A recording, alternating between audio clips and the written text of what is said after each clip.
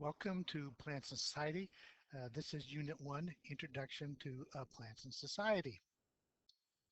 When we look at plants nowadays, I think we don't notice as much about them since they're all around us.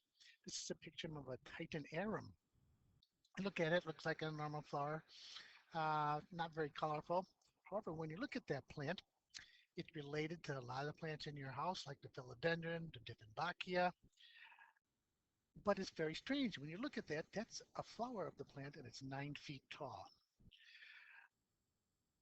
We're going to discuss all sorts of things about this flower, about this plant as we go through the different units in Plants and Society.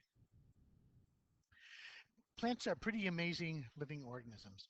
You look at these and you think, wow, they're here for a year, they grow, or they're in your house, they die right away because you haven't done anything to them.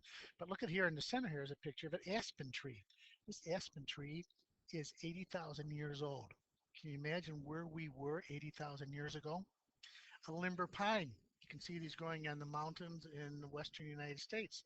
That's 1,500 years old. So just after Christ, it was it was starting to grow. The giant redwoods. This is called General Sherman. This is off in California. It's 300 feet tall. And there are more organisms in that giant redwood than than in many of the places of the tropical rainforest that we all hear about down in South America. We're just discovering that now. We finally have someone going up in these trees, taking pictures, and starting to look at the organisms that actually live up there. Here's a little quiz so we can look to see what do we know about plants. The first one, plants providing most of the calories and proteins for human diet. That's true. You know, you think you're a meat eater, but what do those cows eat? They eat corn. They eat soybeans. So we feed our animals, even the meat, with plants. The second one, when the Turks conquered Constantinople, it led to the discovery of the New World. Well, back in those days, in order to spice up our food, we would get spices, of which pepper was the most popular one at the time, and we'd get them from the Silk Road, which came across from Asia, or from the people that were in the area of Jordan or Iran and Iraq now. Well, what happened when the Turks conquered that area? They stopped the trade. So the people wanted to have pepper. They wanted to have these other spices.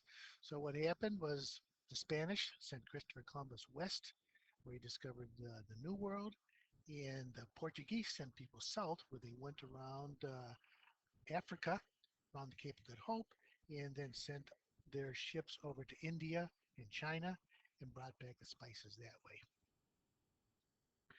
Number three, global warming. It's leading to new plants and new diseases. It is because as the weather gets warmer, we find that many of the plants, let's say in Africa, they're used to uh, grow all the time. But now, when you put them up higher, we see some of the plants of North America, for example, growing all the time. And when this happens, they turn over more. We get new mutations and new plants. The incidence of malaria is increasing because as we get global warming, for example, in Nairobi, along the mountains there, Nairobi was established to stop malaria. This was above the mosquitoes' range.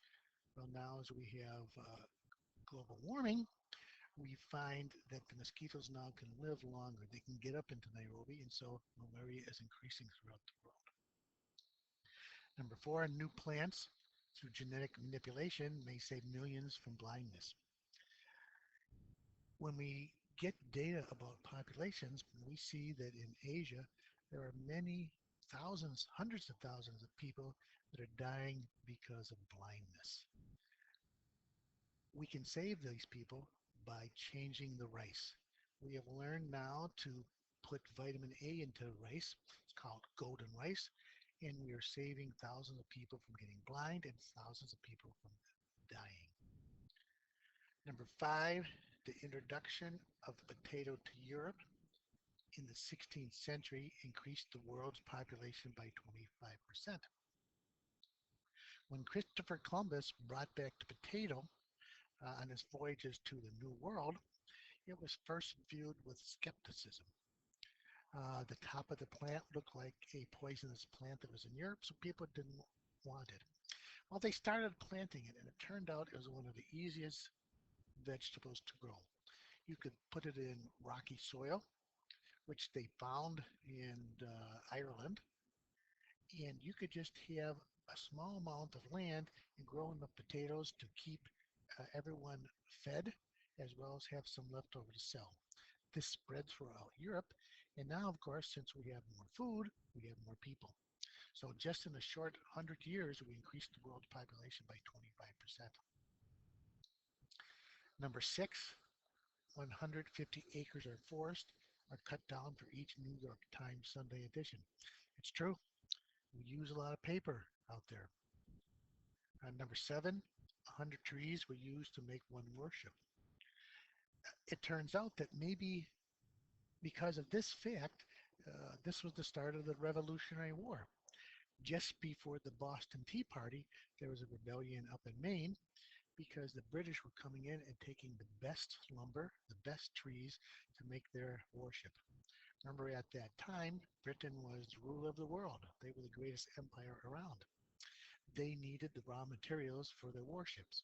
They came over here, took the best lumber, and it started a revolution just before the Boston Tea Party, put down by the British. Number eight, the Salem witchcraft trials in the 1690s might have resulted from a case of fungal poisoning. And this is true. You've heard about all the women and men that were put to death because of the being caused witches or warlocks in Salem. But turns out, probably what happened was that they grew a lot of rye there. The rye got infected with the fungus. That fungus put up in the air some ergot. This ergot got into people's minds and made them a little crazy. Because of this, they thought they were witches and warlocks and burnt them at the stake or did other atrocities to them. Number nine, British sailors were called limeys since they ate limes to cure disease.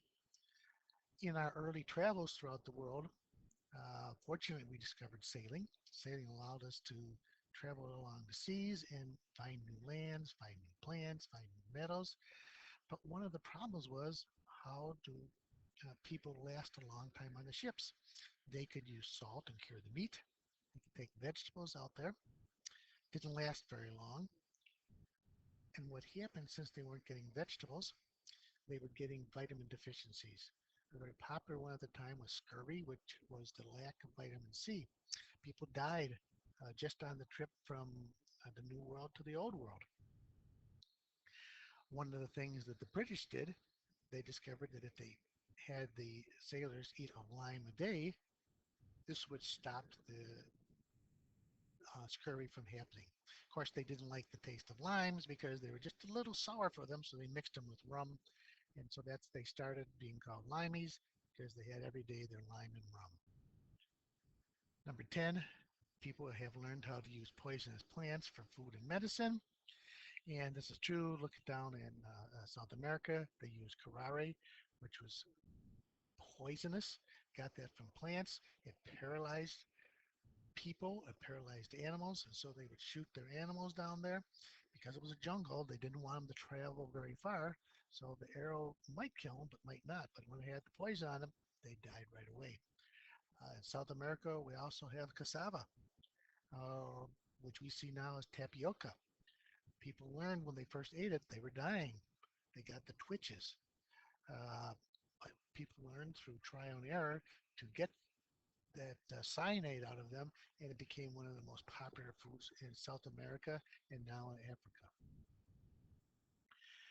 We're going to study all these things as we go through the different units. We'll start off with some of the basics that our flowering plants, which we're going to study most of, are called angiosperms.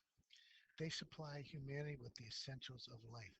All the vegetables you see out there, the flowers that you see out there, are made by angiosperms. The gymnosperms, which is the other group, are the ones that have the pine trees and have the cones out there. We're going to study a little bit of algae, which are aquatic photosynthetic organisms that show a great diversity of form. We see them now when we have seaweed to eat. that giant kale out there. That's what seaweed. Fungi, they also we're going to study. They have a lot of beneficial items. That's how we got penicillin. Maybe we got bread this way because uh, people took the corn, the wheat, the barley, whatever it was, and left it out. And maybe a fungus got onto it. And what we saw was beer first. And the beer allowed us then to say, well, maybe we can make flour and make bread out of it. A definition of all these living organisms, including us, that they have the capacity to grow and reproduce, the ability to respond, the ability to evolve and adapt, metabolism and organized structure and organized composition. All of these plants and us are composed of many elements. The most common ones are carbon, oxygen, hydrogen, nitrogen, potassium, magnesium, calcium, phosphorus, and sulfur. Very important because as we look now, just recently we had the Mars rover come back and found these 9 elements on Mars. So maybe life existed there. How are plants different from us? Well, number one, they have this ability to use the sun's rays, convert that into energy. They use that via photosynthesis. Do they have roots? Not necessarily. The first plants were just stems. Do they have green leaves? Not necessarily. Do they have cell walls? Not necessarily. When we look out there, we see all these green leafy things with roots. They're all plants, but they don't necessarily have to be a plant. We look at the flower. Here's our common flower out there, the ones that we normally see. It's got a petal on it. It's got a sepal which protects the whole thing. It's got the male and female reproductive organs. We're going to talk about these again. We look here. This is a picture of dodder. It's a plant. It's a plant. It's very invasive. It can take over soybean fields and corn fields. It doesn't have roots on it. It doesn't have the chlorophyll on it. What it does, it's like a vampire. It sticks its thorns into a plant, sucks all the energy out of it. Remember, when we talked about this life, we didn't say that they had to move. Plants have learned to move, but in a much different way. They utilize us and animals most likely to do most of the movements. Among the other things we're going to look at briefly, we're going to look at a unit to look at fungi. I talked a little about that. Look at that center picture, a picture from space. That is some bacteria called cyanobacteria. It was probably where life started. It discovered that it could make oxygen. It discovered that it could make complex amino acids, and probably life came from that. We're going to look at other small life forms, diatoms. We're going to look at seaweeds, such as this rockweed.